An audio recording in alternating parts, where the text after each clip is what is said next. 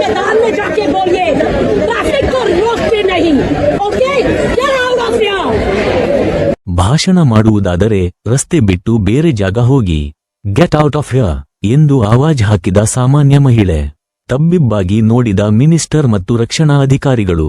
ನಮಸ್ಕಾರ ಪ್ರಿಯ ವೀಕ್ಷಕರೇ, ನೀವು ಇನ್ನೂ ನಮ್ಮ insight news 14 YouTube channel subscribe ಮಾಡಿಲ್ಲವೆಂದರೆ ಕೂಡಲೇ ಸಬ್ಸ್ಕ್ರೈಬ್ ಮಾಡಿಕೊಳ್ಳಿ. ಇದು ಈ ಹೊತ್ತಿನ ವಿಶೇಷ ಸುದ್ದಿ. ಮುಂಬೈನ ರಸ್ತೆಗಳಲ್ಲಿ ರಾಜಕೀಯ ಹೈಡ್ರಾಮಾ. ಜನಸಾಮಾನ್ಯರ ಸಂಕಷ್ಟಕ್ಕೆ ಕಿವಿಗೊಡದ ರಾಜಕಾರಣಿಗಳಿಗೆ ಒಬ್ಬ ಸಾಮಾನ್ಯ ಮಹಿಳೆ ಸಿಂಹಿಣಿಯಂತೆ ಗುರ್ಜಾಯಿಸಿದ ಘಟನೆ ಈಗ ಇಡೀ ದೇಶದ ಗಮನ ಸೆಳೆದಿದೆ. ಆ ವಿವರ ಇಲ್ಲಿದೆ ನೋಡಿ. ಸಚಿವ ಗಿರೀಶ್ ಮಹಾಜನ್ ಬೆಂಗಾವಲಿಗೆ ಬ್ರೇಕ್. ಹೌದು, ಮುಂಬೈನ ಬಿಡುವಿಲ್ಲದ ಟ್ರಾಫಿಕ್ ನಡುವೆ ರಾಜಕೀಯ ಪ್ರತಿಭಟನೆ ನಡೆಸುತ್ತಿದ್ದ ಮಹಾಯುತಿ ಸರ್ಕಾರದ ಸಚಿವರಿಗೆ ಮತ್ತು ಪೊಲೀಸರಿಗೆ ಮಹಿಳೆಯೊಬ್ಬರು ಸರಿಯಾಗಿಯೇ ಬಿಸಿ ಮುಟ್ಟಿಸಿದ್ದಾರೆ. ಮಹಿಳಾ ಮೀಸಲಾತಿ ಮಸೂದೆ ವಿಚಾರವಾಗಿ ವಿರೋಧ ಪಕ್ಷಗಳ ವಿರುದ್ಧ ಘೋಷಣೆ ಕೂಗುತ್ತಾ ಬಿಜೆಪಿ ಶಿವಸೇನೆ ಕಾರ್ಯಕರ್ತರು ವರ್ಲಿ ಭಾಗದಲ್ಲಿ ರಸ್ತೆ ತಡೆ ನಡೆಸುತ್ತಿದ್ದರು. ಈ ವೇಳೆ ಕಿಲೋಮೀಟರ್ ಗಟ್ಟಲೆ ಟ್ರಾಫಿಕ್ ಜಾಮ್ ಉಂಟಾಗಿ ಸಾವಿರಾರು ವಾಹನ ಸವಾರರು ಪರದಾಡುವಂತಾಯಿತು.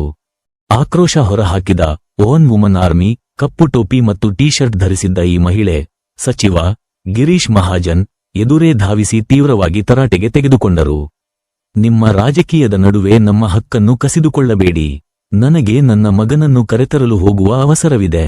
ಸಾಮಾನ್ಯ ಜನರ ಸಂಚಾರಕ್ಕೆ ಅಡ್ಡಿಪಡಿಸಲು ನಿಮಗ್ಯಾರು ಅಧಿಕಾರ ಕೊಟ್ಟಿದ್ದು ಎಂದು ಪೊಲೀಸರು ಮತ್ತು ಸಚಿವರನ್ನು ಪ್ರಶ್ನಿಸಿದ ಆಕೆಯ ಧೈರ್ಯಕ್ಕೆ ಈಗ ಸಾಮಾಜಿಕ ಜಾಲತಾಣಗಳಲ್ಲಿ ಭಾರೀ ಮೆಚ್ಚುಗೆ ವ್ಯಕ್ತವಾಗುತ್ತಿದೆ.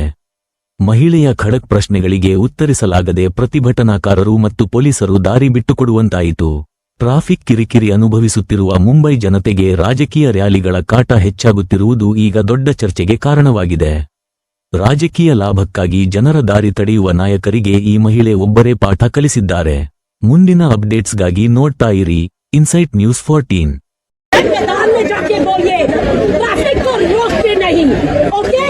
Get out of here.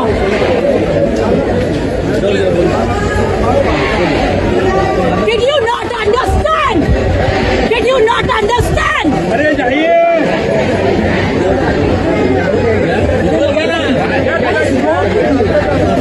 No, what is wrong with you? There are hundreds of people waiting. There is an empty ground there. There is an empty ground. Yes. Get out of here. मैं बात करता हूँ. मेरे से कोई बात नहीं करेगा. यहाँ से इस ट्रैफिक को हटाओ. Shut up. हटाओ ना.